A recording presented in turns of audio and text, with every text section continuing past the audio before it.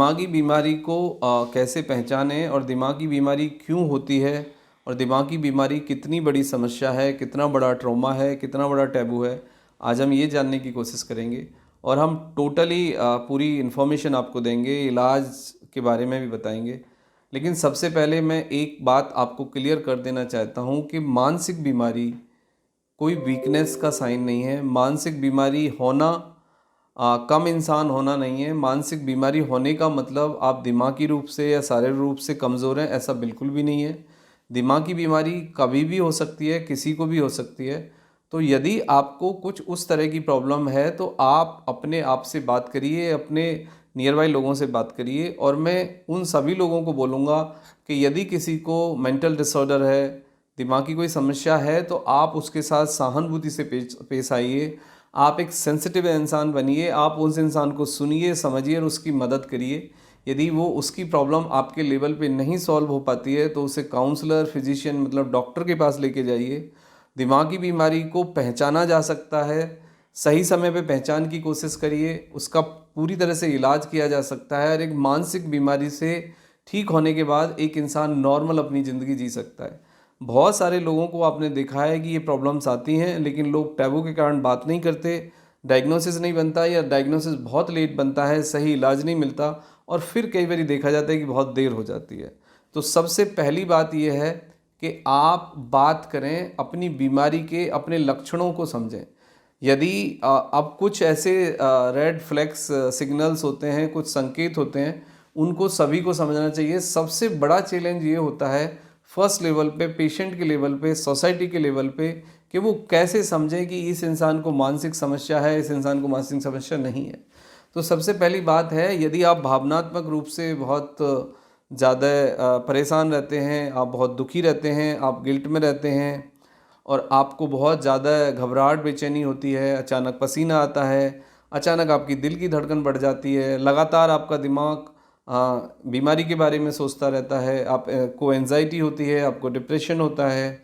Anxiety से मेरा मतलब है कि यदि आप मल्टीपल थॉट्स के साथ रहते हैं, फियर के साथ रहते हैं।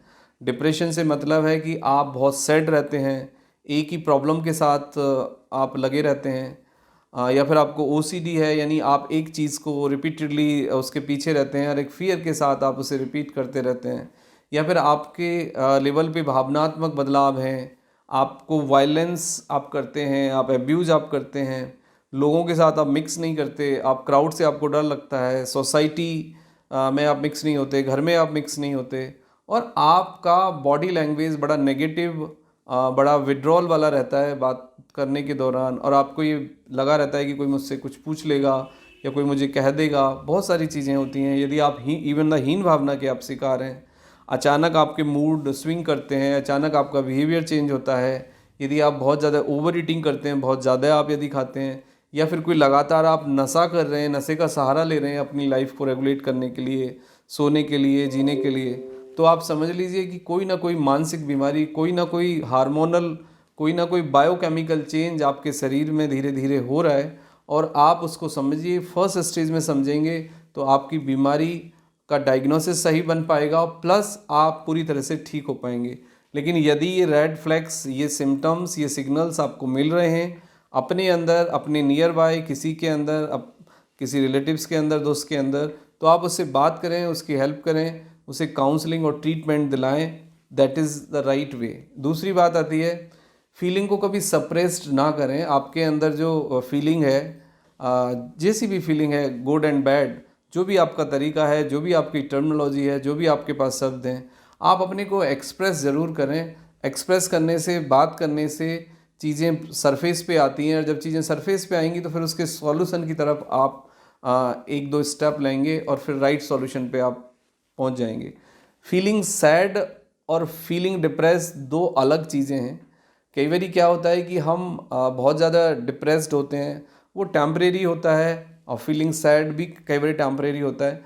लेकिन कुछ घटनाओं के कारण, शारीरिक मानसिक हानि के कारण, परिवार में कोई लॉस होने के कारण, फाइनेंशियल लॉस होने के कारण, असफल होने के कारण, या कोई कंटिन्यूसली हम एक ट्रॉमा पेन अपने साथ जुड़ा रहता है, उसके कारण हम बहुत ज़्यादा डिप्रेस्ड हो जाते हैं और वो कई बार देखा जाता है कि फिर क्लिनिकल डिप्रेशन में चेंज हो जाता है।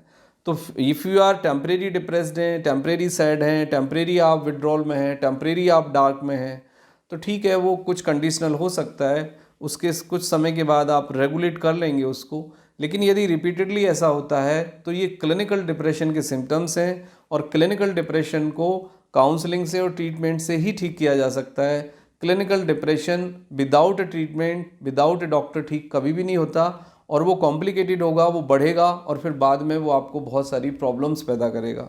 तो क्लिनिकल डिप्रेशन जो है उसमें कुछ बायोकेमिकल चेंज हो जाते हैं, कुछ हार्मोनल रीजन होते हैं उसके अंदर, कुछ डेफिशिएंसी भी हो सकती है, या फिर कुछ हमारे एटीट्यूड का, स्ट्रेस का भी कंट्रीब्यूशन होता है। तो वो सबको समझने की ज़रूरत होती है। डॉक्टर समझ के आपको एक राइट ट्रीटमेंट ऑफर करेंगे, प्लस वो आपको एक मोटिवेशन और एक सेल्फ विजुअलाइजेशन और सेल्फ अप्रोच बताएंगे कि वो किस तरह से डील किया जाए। अब मैं दूसरी चीज़ पे आता हूँ कि आप अपने से बात करने के साथ साथ चेंज ऑफ बिहेवियर के को बड़ा क्लोजली मॉनिटर करें, नेगेटिविटी को कट डाउन करें, एक्सरसाइज आप करें और पॉजिटिव इन्वॉल्वमेंट की तरफ जाएं। देखा ये जाता है कि कुछ लोग ट्रीटमेंट तो लेते हैं लेकिन 1-2 हफ्ते कुछ दिन वो दवाई खाते हैं, उसके बाद वो छोड़ देते हैं, तो इससे बहुत बड़ा नुकसान होता है। आप ट्रीटमेंट को पूरा करें, कोर्स पूरा करें। दवाई कम करनी है या बंद करनी है वो अपने डॉक्टर की सलाह से ही करें, लेकिन दवाई के साथ साथ एक पॉजिटिव एटीट्यूड बहुत ज़रूरी है। यानी कि आपको एक नया पॉजिटिव एंगेजमेंट, एक नया चैलेंज अपने ब्रेन को देना होगा।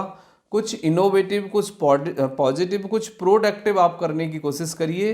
कुछ नई किताबें पढ़िए, म्यूजिक के साथ जाइए, डांस करिए, एक्सरसाइज करिए, एरोबिक्स करिए, जिम भी ज्वाइन आप कर सकते हैं।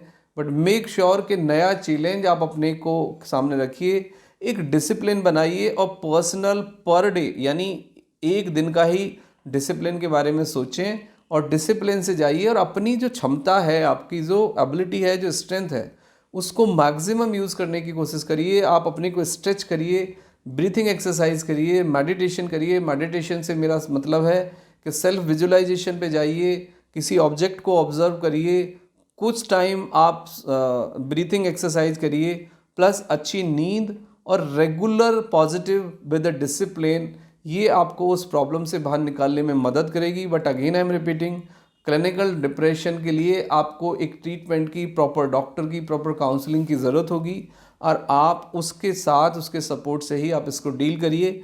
एंड आई होप कि आपको यदि कोई इस तरह की प्रॉब्लम है तो आप उसको समझेंगे और उसका ट्रीटमेंट लेंगे और आप कंप्लीटली ठीक भी हो जाएंगे। Thank you very much and take care yourself.